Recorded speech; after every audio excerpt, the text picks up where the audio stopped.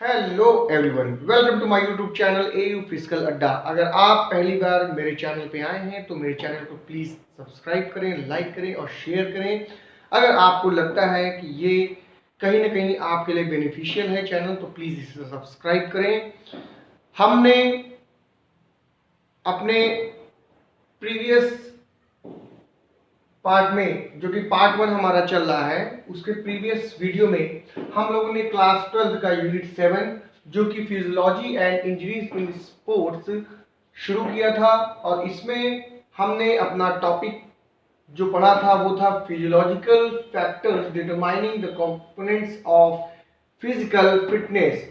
It means those factors which are responsible or for determining the components of physical fitness. As we discussed in the earlier video that there are the mainly 5 types of components of physical fitness, that is strength, speed, endurance, flexibility and agility. Here we are going to discuss only on strength, speed, endurance and flexibility. In our syllabus there's only 4 components mainly which we have to cover in these videos. And for the perspective of the board examination, this chapter is also very important. So without wasting any time, we are on the topic. So our topic is physiological factors determining components of physical fitness. As in the earlier video we discussed the what is physiology. It means physiology क्या है, हमने अपने पिछले video में discuss किया था। Simple word में करके बहुत सूक्ष्म समझाया है। तो physiology means it is a scientific study of the organs and relationship between the organs. Organs कैसे वर्क करते हैं, उनमें बीच में क्या संबंध है ऑर्गन्स के बीच में, इसकी स्टडी को हम एक तरीके से फिजियोलॉजी कह सकते हैं और उसकी साइंटिफिक स्टडी ही फिजियोलॉजी कहलाती है। तो यहाँ पर हम जैसे अपने क्लास 11th में हमने पढ़ा था कि फिजिकल फिटनेस के कंपोनेंट्स होते हैं, कई सारे कंपोनेंट्स होते हैं और उसमें स्ट्रेंथ है, स्पीड है, एंड्योरेंस है, फ्लेक्सिबिलिटी है, एजिलिटी है। तो यहाँ पर हम 12th में अपने वो जो कंपोनेंट्स थे फिजिकल फिटनेस के, उनको डिटरमाइन करने के लिए कौन से ऐसे फिजियोलॉजिकल फैक्टर्स हैं जो उन्हें निर्धारित करते हैं, उसकी हम चर्चा करेंगे। अपने प्रीवियस वीडियो में हमने फिजियोलॉजिकल फैक्टर्स में पहला स्ट्रेंथ जिसको हमने खत्म कर लिया है। आज हम अपना दूसरा फैक्टर जो कि स्पीड है इसको शुरू करने जा रहे हैं। तो यहाँ पर स्पीड का मतलब क्या है? स्पीड जैसा कि हम जानते हैं स्पीड का अगर हिंदी अनुवाद करें तो मतलब था गति, यानी स्पीड किसी भी चीज को बहुत गति से करना, तेजी से करना ही स्पीड कहलाती है। अब स्पीड को अगर हम अगर डिफाइन करें तो कैसे डिफाइन करेंगे, और बहुत छोटे में हम अगर इसे डिफाइन करें तो speed is the ability or capacity of individual to perform a movement in the same pattern at a faster rate. It means when anybody perform any movement, कोई मूवमेंट परफॉर्म करता है इन सेम पैटर्न, एक ही तरह का pattern follow करता है, उसको तेजी गति से दौड़ता है, तेजी गति से करता है, तेज रेट से करता है, तब वह करने की जो क्षमता है व्यक्ति की, वह एबिलिटी है, वही क्या है आपकी, वही स्पीड कहलाती है।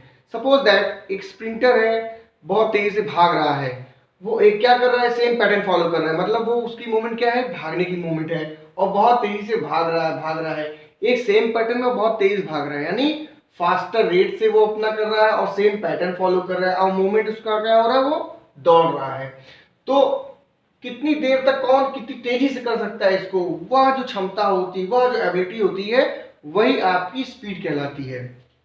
अब स्पीड को अगर देखा जाए तो डिटरमाइन करने के हमारे फिजियोलॉजिकल फैक्टर्स कौन कौन से हैं, उसमें मेनली अगर एग्जाम में आपके पूछता है कि define speed, then you can easily define speed in this definition, and these are the mainly five factors which determines speed, that is mobility of nervous system, flexibility, muscle composition, explosive strength, biochemical reserve, energy store and metabolic power, और ये आपके mainly 5 हैं। अगर आप इनको पांचों को लिख देते हैं थोड़ा थोड़ा सा करके तो आपको बहुत अच्छे नंबर मिलेंगे। I am damn sure you are going to achieve a good marks. So here we are going to discuss the first, that is mobility of nervous system। अब मोबिलिटी ऑफ नर्वस सिस्टम ये क्या है? Nervous system तो हम तो सभी जानते हैं, हमने अपने बायोलॉजी में पढ़ा है नर्वस सिस्टम क्या है। तो यहाँ पे एक word mobility of nervous system क्या है? तो mobility of nervous system is known as rapid contraction and relaxation of muscles. यानी हमारी जो मसल्स हैं वो कितनी तेजी से सिकुड़ रही है और फैल रही है, मतलब एक्सपेंड कर रही है, सिकुड़ रही है, कॉन्स्ट्रक्ट कर रही है, सिकुड़ रही है, रिलैक्स कर रही है। तो वह जो तेजी गति से हो रहा है वह जो है क्या है कि एक तरीके से मोबिलिटी ऑफ नर्वस सिस्टम, उसको हम एक तरीके से कह सकते हैं। दूसरा कि made possible, mobility of nervous system made possible by rapid excitation and inhibition of concern motor centres. अब ये जो रैपिड कॉन्ट्रैक्शन है और ये रैपिड रिलैक्सेशन है यह किसके द्वारा संभव है? मतलब कोई ना कोई तो ऐसा फैक्टर होगा, कोई ना कोई तो ऐसा सिस्टम वर्क कर रहा होगा जो कि आपके जो कॉन्ट्रैक्शन और रिलैक्सेशन जो मसल्स का हो रहा है इसको मतलब तेजी से कर रहा है। तो ये कैसे होता है? तो ये किसके द्वारा पॉसिबल है? ये rapid contraction and relaxation, rapid excitation and inhibition of the concern motor centre. It means कि जो आपके मोटर सेंटर्स हैं, आपके जो मसल्स जो मोटर सेंटर्स हैं, उन मोटर सेंटर्स में कितनी तेजी से उसमें उत्तेजना आ रही है, कितनी तेजी में इनहिबिशन हो रहा है, तो उस पर मेनली ये डिपेंड करता है। दूसरा है कि अब नर्वस सिस्टम का क्या इसमें वो है role? Nervous system can maintain this rapid excitation and inhibition only for few seconds, after which this excitation is spread to the neighboring centers, causing tension in entire body. As a result, speed decrease। अब speed क्या है कि अगर हम normally देखें तो कोई भी धावक हो, कोई भी व्यक्ति हो, किसी भी काम को अगर करता है स्पीड से बहुत तेज करता है तो क्या है कि बहुत ज्यादा लंबे समय तक तो किसी काम को तेज कर नहीं पाएगा। तो इसमें क्या होता है कि वो, और ऐसा क्यों होता है कि क्यों वो धावक बहुत एक लंबे समय तक तेज नहीं दौड़ पाता है? क्यों 100 मीटर स्प्रिंट का जो धावक है वो 800 मीटर या 1500 मीटर या 5000 मीटर की दौड़ को एक ही गति से एक ही स्पीड में, खूब स्पीड में क्यों नहीं दौड़ पाता है? उसके पीछे कारण ये है कि ये जो हमारा नर्वस सिस्टम है ये हमारे रैपिड एक्साइटेशन को और इनहिबिशन को जो कंट्रोल करता है, मेंटेन रखता है, वो बस थोड़े से समय के लिए ही इसको मेंटेन रख पाता है। क्योंकि जैसे ही थोड़ा समय बीतता है, कुछ ही सेकंड के बाद जैसे ही कुछ समय बीतता है, वैसे ही ये एक्साइटेशन, ये उत्तेजना क्या होती है हमारे शरीर के पूरे नेबरिंग सेंटर्स में, जो मसल्स की पूरी नेबरिंग सेंटर्स है उसमें पूरी तरीके से फैल जाता है। तो सीधी सी बात है, अगर कोई चीज एक छोटी सी जगह पर रहेगी तो वो उतनी जगह पर बहुत इफेक्टिव तरीके से काम करेगी, लेकिन वही अगर एक बड़े क्षेत्र में फैल जाता है तो उसकी वो जो स्पीड है, उसका वो जो करने की क्षमता है, वह क्षमता कम हो जाएगी, वह स्पीड कम हो जाएगा। तो यहाँ पर ये बहुत इंपॉर्टेंट पॉइंट है मोबिलिटी ऑफ नर्वस सिस्टम में। अगर आपने इसको नहीं लिखा तो समझिए कि आपका मोबिलिटी ऑफ नर्वस सिस्टम आपने इसको सही तरीके से एक्सप्लेन नहीं किया है। तो अपने बोर्ड के एग्जाम में जब क्वेश्चन आए तो आपको इस फैक्टर्स को बताते हुए थोड़ा सा इसको एक्सप्लेन भी करना होगा, जिसमें आपको ये पॉइंट जरूर देना है कि nervous system can maintain this rapid excitation and inhibition only for few seconds, after which this excitation spread to the neighboring centers, causing tension in entire body. As a result, speed decreased।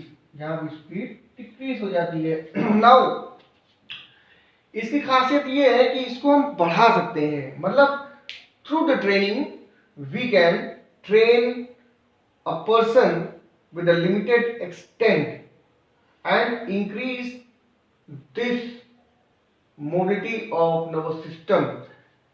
तो इधर दिया कि it can be train but only limited extent. तो इसको हम train कर सकते हैं। ये उसके बाद एक चीज में बहुत इंपॉर्टेंट है कि speed can also determine by genetic factors. It means कि कहीं ना कहीं स्पीड आपके जीन पर भी डिपेंड करता है, जेनेटिक फैक्टर्स कौन से हैं उस पर भी डिपेंड करता है। किस हर व्यक्ति की भागने की क्षमता, दौड़ने की क्षमता, किसी काम को एक ही गति से लगातार करते रहने की क्षमता अलग अलग है। अब वह जेनेटिक भी हो सकती है। बहुत से लोग बहुत जल्दी थक जाते हैं, बहुत से लोग बहुत देर में थकते हैं, बहुत से लोग एक ही काम को लगातार काफी टाइम तक कर सकते हैं। तो ये सारी चीजें कहीं ना कहीं जीन पर भी निर्भर करती है। दूसरा फैक्टर स्पीड को डिटरमाइन करने में है आपका फ्लेक्सिबिलिटी। फ्लेक्सिबिलिटी का मतलब लोग जानते हैं कि जिस फ्लेक्सिबल मतलब कोई किसी भी व्यक्ति की बॉडी जिसकी फ्लेक्सिबल बॉडी है तो वो क्या करेगा, ज्यादा से ज्यादा मूवमेंट कर सकता है, ज्यादा से ज्यादा लॉन्ग मूवमेंट कर सकता है। तो यहाँ पर फ्लेक्सिबिलिटी को बहुत थोड़ा मैंने लिखा है, इसको देखिए, certain extent depends good flexibility, certain extent depends. It means कि फ्लेक्सिबिलिटी जो है एक कुछ हद तक जो है यह भी निर्भर करती है किस पर, ये फैक्टर डिटरमाइन करने पे स्पीड को, यानी स्पीड को डिटरमाइन करने में फ्लेक्सिबिलिटी भी एक निश्चित लिमिट तक डिटरमाइन करने को डिटरमाइन करने के लिए एक निश्चित समय के लिए ये भी इसमें मददगार साबित होती है। अब फ्लेक्सिबिलिटी के बारे में और ये बताया है कि good flexibility allows maximum range of movement without much interval resistance। मतलब किसी व्यक्ति की फ्लेक्सिबिलिटी अगर बहुत अच्छी है तो वह क्या करेगा कि मैक्सिमम उसकी बॉडी उसको अलाउ करेगी कि मैक्सिमम रेंज तक वह मूवमेंट कर सके बिना किसी अवरोध के। अगर किसी व्यक्ति की फ्लेक्सिबिलिटी है तो वह ज्यादा से ज्यादा लंबे समय तक बिना रुकावट के अपने उसी मूवमेंट को उसी सेम पैटर्न पे वो कर सकता है। तो फ्लेक्सिबिलिटी भी कहीं ना कहीं से कुछ हद तक आपके स्पीड को डिटरमाइन करने में सहायक होती है। अब यहां पर तीसरा जो हमारा पॉइंट है वो है मसल कॉम्पोजिशन। मसल कॉम्पोजिशन एक ऐसा पॉइंट है जो कि आपको कई सारे कंपोनेंट्स में मिलेगा, जैसे स्ट्रेंथ में, एंड्योरेंस में, स्पीड में, ये सब में कहीं ना कहीं आपको मसल कॉम्पोजिशन जो है वो जरूर देखने को मिलेगा। और ये एक तरीके से देखा जाए तो हम कॉमन कह सकते हैं कि ये एक पॉइंट ऐसा है जो सभी फैक्टर्स में आपको देखने को मिलेंगे। तो मसल कॉम्पोजिशन हमने अपने अर्लियर वीडियो में पढ़ा था कि there is a fast twitch fibre and slow twitch fibre, the percentage of the fibres are determined to the components. So here the muscle composition, again we read it that muscle with greater percentage of FTF, it means fast twitch fiber contract with more speed in comparison to slow twitch fiber। Means कि muscle composition में जिस भी व्यक्ति के muscle में अगर fast twitch fibre ज्यादा है, फास्ट ट्विच फाइबर ज्यादा कॉन्ट्रैक्ट करता है, यानी फास्ट ट्विच फाइबर उसके में ज्यादा सिकुड़न पैदा करता है उसके मसल्स में, तो वह ज्यादा स्पीड जनरेट करेगा। यानी फास्ट ट्विच फाइबर का यहाँ पे फिर एक बार रूल आ गया है कि फास्ट ट्विच फाइबर जिसके में ज्यादा कॉन्ट्रैक्ट कर रहा है, ज्यादा सिकुड़न पैदा कर रहा है जिसके मसल्स में, comparison to slow twitch fibre. अगर स्लो ट्विच फाइबर है जहां पर, ये स्लो ट्विच फाइबर होगा, ये slow twitch fibre, slow twitch fibre की तुलना में फास्ट ट्विच फाइबर का अगर परसेंटेज ज्यादा है तो उस व्यक्ति के अंदर ज्यादा स्पीड होगी। दूसरा है कि muscle composition is genetically determined. अब ये भी देखिए मसल कॉम्पोजिशन भी क्या है, ये भी जेनेटिकली डिटरमाइन करता है। तो मसल कॉम्पोजिशन भी हर व्यक्ति का अलग अलग होता है। It also depends upon the gene of that particular person. It means every individual person have different muscle composition and the genes are responsible for the muscle composition of an individual. Next point is it cannot be changed by training. This is very important that there are the various components which can be changed or which can be increased by the training, but muscle composition is an exception of those that it cannot be changed by training, that it is totally depends upon the gene and it cannot be changed or increased by training. So this is very important. And lastly, every part of body have different speed performance. So as we know that every person and every individual body have different ability and every person's abilities differ and it depends upon the muscle composition of that particular person.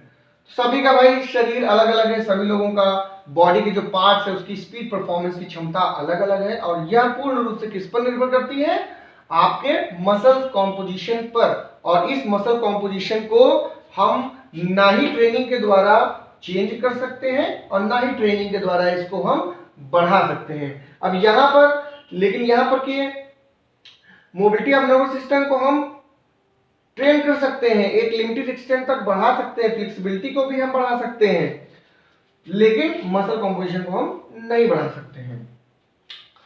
चौथा point इसमें ये है कि चौथा factor ये है जो speed को डिटरमाइन करता है, वो है आपका एक्सप्लोजिव स्ट्रेंथ। स्ट्रेंथ जो कि हमारा एक फैक्टर है, बहुत कंपोनेंट है हमारा फिजिकल फिटनेस में, बहुत इंपॉर्टेंट कंपोनेंट है स्ट्रेंथ, तो उसी के अंतर्गत ये भी आता है। और यहां पर अगर हम देखें तो एक्सप्लोजिव स्ट्रेंथ की बात होती है। नाम से हमें लग रहा है कोई एक्सप्लोजन एक्सप्लोजन से लग रहा है जैसे कुछ मिलता होता है एक्सप्लोजिव। तो एक्सप्लोजन का मतलब जैसे किसी भी चीज को अचानक से फट जाना, जब अचानक से फट जाती कोई चीज यानी एक एक्सप्लोजिव कोई भी चीज होती है, जैसे विस्फोटक होता है तो विस्फोट हो जाना, यानी उसमें अचानक से पावर जनरेट होती है, अचानक से कोई काम होता है, तो वो क्या है आपका एक्सप्लोजिव। तो इसको हम एक्सप्लोजन से एक तरीके समझ सकते हैं, समझने के लिए अपने। फिर यहां पर देखते हैं क्या है कि for every quick and explosive movement explosive strength is indispensable. It means कि कोई भी अचानक से कोई मूवमेंट होता है, कोई भी विस्फोटक अगर मूवमेंट हो रहा है, कोई भी अचानक से किया हुआ मूवमेंट हो रहा है, तो उसके लिए एक्सप्लोजिव स्ट्रेंथ अति आवश्यक है, इंडिस्पेंसिबल है। It means the explosive strength is very very necessary for in every quick and explosive movement. दूसरा है कि आपका इसमें point, explosive strength is depends upon muscle composition, muscle size and muscle coordination. अब आपका जो एक्सप्लोजिव स्ट्रेंथ है ये किस पर निर्भर करता है ये बताया गया है। तो ये आपका एक्सप्लोजिव जो स्ट्रेंथ है वो डिपेंड करता है आपका मसल कॉम्पोजिशन पे डिपेंड करता है, आपका मसल्स की साइज क्या है और आपका मसल्स का कोऑर्डिनेशन क्या है। मतलब कि किसी भी व्यक्ति का जिसका मसल साइज ज्यादा होगा वह ज्यादा एक्सप्लोजिव स्ट्रेंथ को वो जनरेट कर पाएगा, ज्यादा ताकत से काम कर पाएगा और उसके अंदर अधिक पावर आपको देखने को मिलेगी। मसल्स के बीच में जो कोऑर्डिनेशन अगर जिसका जितना अच्छा हुआ तो व्यक्ति उस चीज को क्या करेगा, बहुत रैपिडली कर लेगा। मतलब मसल के बीच में कोऑर्डिनेशन जितना अच्छा है तो व्यक्ति लगातार और काफी समय तक किसी भी काम को करने में सक्षम है, and he is able to perform any pattern at the fastest rate and it will be also responsible for speed. As we can see here the definition of speed, individual performance to movement in the same pattern and fast rate. So here the coordination is muscle coordination is very important for this performance of movement in same pattern and a faster rate. अब देखिए भाई, तो जो ये तीन चीजें दी है explosive strength में, जो एक्सप्लोजिव स्ट्रेंथ है निर्भर करता है मसल कॉम्पोजिशन पे, मसल साइज पे और ये मसल्स के कोऑर्डिनेशन पे। तो ये तीनों चीजें, क्या हम तीनों चीजों को हम ट्रेन कर सकते हैं या तीनों चीजों को हम अपने इंप्रूव कर सकते हैं? तो इसमें except muscle composition remaining factors can be improved by training. सिर्फ मसल, इसमें मसल कॉम्पोजिशन को छोड़ करके बाकी जो फैक्टर्स हैं इनको हम ट्रेनिंग के द्वारा बढ़ा सकते हैं, इनकी हम क्षमता को इंक्रीज कर सकते हैं। जैसे हम मसल साइज को इंक्रीज कर सकते हैं अपनी ट्रेनिंग के द्वारा, मसल कोऑर्डिनेशन को भी इंक्रीज कर सकते हैं ट्रेनिंग के द्वारा, लेकिन मसल कॉम्पोजिशन को हम इंक्रीज नहीं कर सकते हैं। और हमने यहां पर भी देखिए इस चीज की चर्चा की थी जब हम मसल कॉम्पोजिशन की बात कर रहे थे, तो इस पर हमने देखा था कि it can not be changed by training. So अब इसमें ये कहता है कि for explosive strength there will be right proportion of fast twitch fibre and slow twitch fibre. यहां पर भी देखिए मसल कॉम्पोजिशन क्या है, मसल कॉम्पोजिशन हमने पढ़ा था, उसमें proportion of fast twitch fibre and slow twitch fibre है। तो अब एक्सप्लोजिव स्ट्रेंथ के लिए भी किसी भी व्यक्ति के अंदर जब तक फास्ट ट्विच फाइबर और स्लो ट्विच फाइबर का एक राइट प्रोपोर्शन नहीं होगा तब तक उसके अंदर एक्सप्लोजिव स्ट्रेंथ का एक सही मात्रा में उसके बॉडी के अंदर उसकी उत्पत्ति नहीं हो पाएगी। तो एक्सप्लोजिव स्ट्रेंथ के लिए फास्ट ट्विच फाइबर और स्लो ट्विच फाइबर दोनों का एक सही प्रोपोर्शन में होना बहुत जरूरी है। एग्जाम्पल अगर हम देख लेते हैं तो एक्सप्लोजिव स्ट्रेंथ का example take off in long jump. अब लॉन्ग जंप में कोई धावक दौड़ता दौड़ता आता है तो दौड़ते ही दौड़ते जैसे ही जहां से छलांग लगाता है जैसे ही, तो वहां से क्या होता है, वो उसका एक्सप्लोजिव स्ट्रेंथ का एक उदाहरण है। दूसरा, कोई भी बॉक्सर यदि बॉक्सिंग करने के दौरान वो क्विक पंच मारता है तो वो भी एक एग्जांपल हम देख सकते हैं एक्सप्लोजिव स्ट्रेंथ का, मतलब तुरंत मारा और तुरंत जो है वो एक्सप्लोजिव स्ट्रेंथ का एक उदाहरण हमें देखने को मिलेगा। यहां पर जो हमारा फिफ्थ पॉइंट है, यानी फिफ्थ जो फैक्टर है, ये बहुत इंपॉर्टेंट है। इसमें देखिए लिखा कि biochemical reserve energy stores and metabolic power. It means biochemical, यानी बायो का मतलब तो हम जानते हैं हमारी लाइफ, यानी हमारी जीवन, और लाइफ मतलब कहीं ना कहीं ये केमिकल जो है हमारे बॉडी में ही निकल रहे हैं या बॉडी में ही हमारे स्टोर भी हो रहे हैं। तो ये जो बायोकेमिकल रिजर्व एनर्जी स्टोर होता है हमारी बॉडी में, ये भी एक बहुत बड़ा फैक्टर है। और हमारा मेटाबॉलिक पावर, ये भी एक बहुत बड़ा फैक्टर है हमारे स्पीड को डिटरमाइन करने के लिए। इसमें दिया कि for maximum speed performance the muscles requires more amount of energy at high rate of consumption. मतलब कि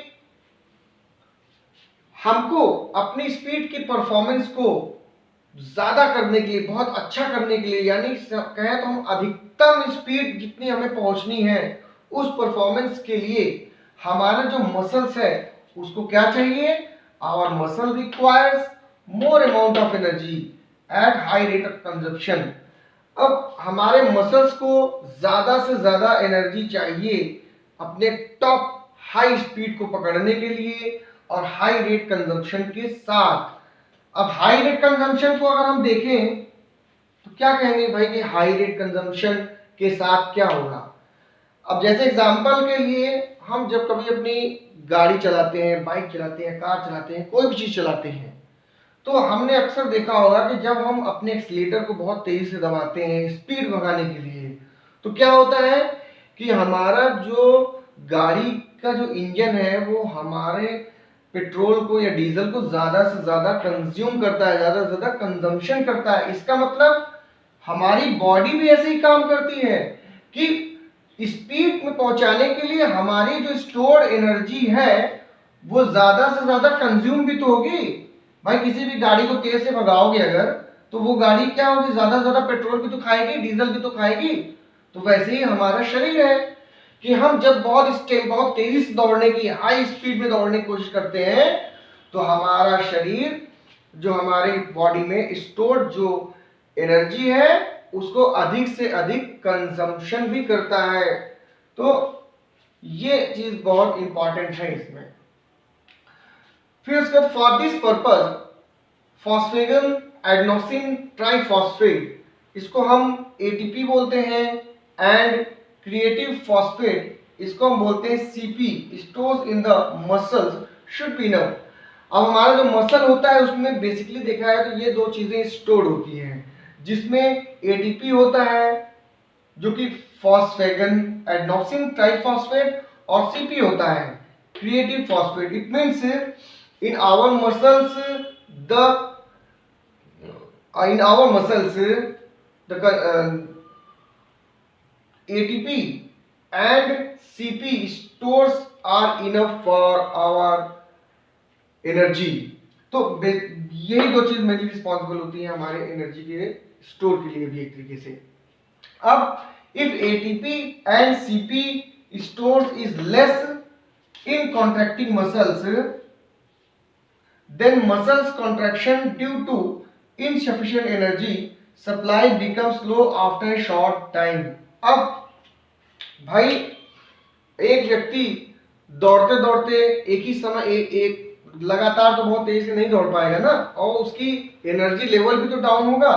उसके पीछे देखिए एक छोटा सा कारण ये है कि हमारा जो एटीपी है और हमारा जो सीपी है, ये अगर हमारा जो कॉन्ट्रैक्टिंग मसल है, यानी जो मसल है जिसमें सिकुड़न हो रही है, जो कॉन्ट्रैक्टिंग मसल है, अगर उसमें एटीपी और सीपी इन दोनों का स्टोर अगर ये कम होगा, तब हमारा जो कॉन्ट्रैक्टिंग मसल है इस कम एनर्जी के कारण वो क्या होगा, कुछ समय के बाद स्लो हो जाएगा। Supply become slow after some time. It means कि ATP and CP stores is less in contracting muscles, then muscles contraction due to insufficient energy supply becomes slow after a short time। इसका आप बाद में screenshot भी ले लीजिएगा क्योंकि ये बहुत इंपॉर्टेंट है, और आप अपने एग्जाम में सिर्फ इतनी चीजें ही लिख देते हैं, जितनी चीजें मैंने लिखी हैं इसको पॉइंट्स बना करके अगर आप इतनी चीजों को लिख देते हैं तो आप निश्चित तौर पे बहुत अच्छा मार्क्स स्कोर करेंगे। तो बहुत कंसाइज वे में मैंने समझाने की कोशिश की है, तो इसका आप लास्ट में वीडियो खत्म होने के बाद आप इसको ले सकते हैं, इसका स्क्रीनशॉट भी ले सकते हैं। Now next point, in biochemical reserve energy store and metabolic power में कि the energy supply depends upon a certain enzymes which increase metabolic power. अब जो हमारी एनर्जी है जो सप्लाई हो रही है, हमारी एनर्जी सप्लाई हो रही है तो उसी से तो हम स्पीड परफॉर्मेंस को कर पा रहे हैं। तो उस एनर्जी सप्लाई वो जो है वो भी तो किसी ना किसी चीज पर निर्भर करेगी। तो वही चीज यहाँ दिया है कि energy supply depends upon certain enzymes, कुछ एंजाइम्स पे है निर्भर करता है, विच इंक्रीज मेटाबॉलिक पावर। कुछ ऐसे एंजाइम्स हैं जो हमारे मेटाबॉलिक पावर को जो है इंक्रीज करते हैं और एनर्जी सप्लाई उस पर निर्भर करती है। इसमें नेक्स्ट चीज बहुत इंपॉर्टेंट ये है कि the amount of ATP and CP and rate of energy supply can be enhanced by training.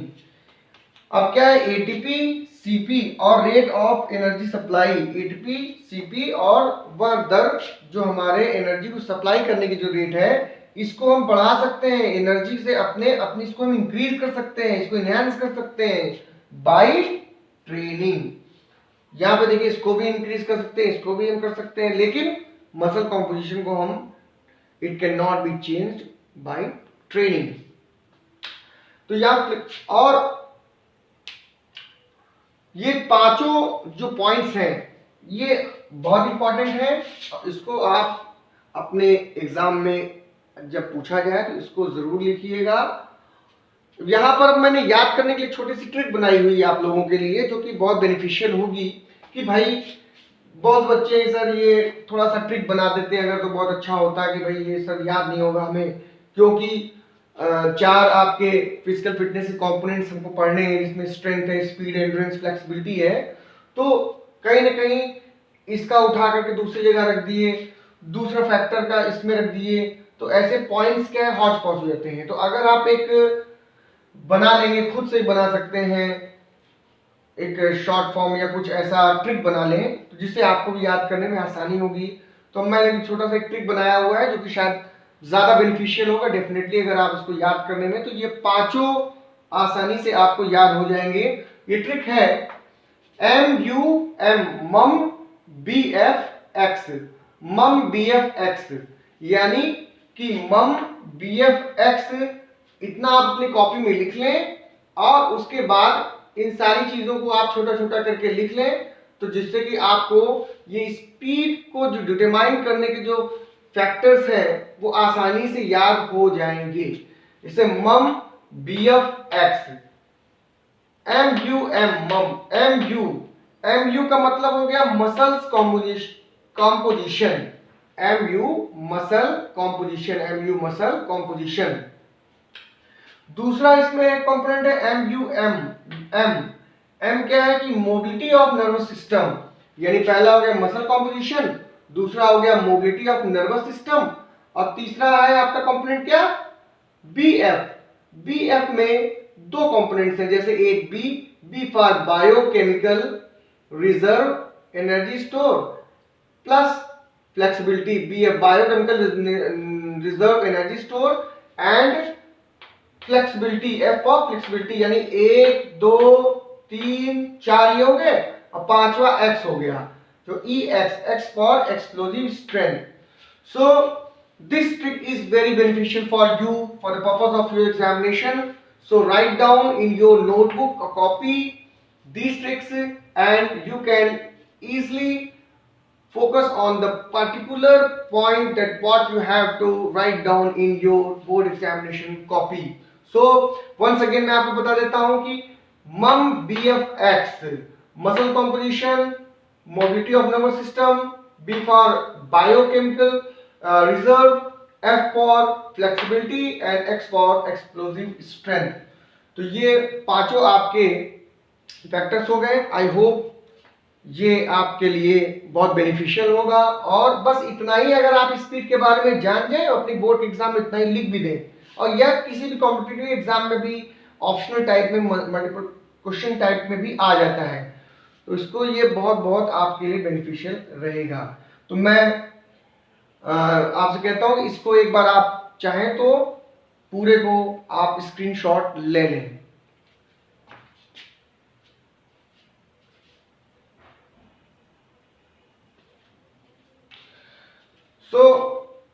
आज ये हमारा पार्ट 1 जो है इसका दूसरा जो था कंपोनेंट वो था स्पीड, खत्म हो चुका है। स्ट्रेंथ और स्पीड हमने पढ़ लिया है। अब अपने नेक्स्ट पार्ट में हम एंड्योरेंस और फ्लेक्सिबिलिटी को बहुत थोड़े में ही खत्म करने की कोशिश करेंगे और ऐसे ही एक नया ट्रिक मैं लेकर के आऊंगा। और all of you please do hard work for your examination and get a good marks in your physical education subject. So once again best of luck for your examination और physical education के जितने भी छात्र हैं उनको AU physical अड्डा की ओर से बहुत बहुत best of luck. Take care, be healthy, stay healthy. Thank you.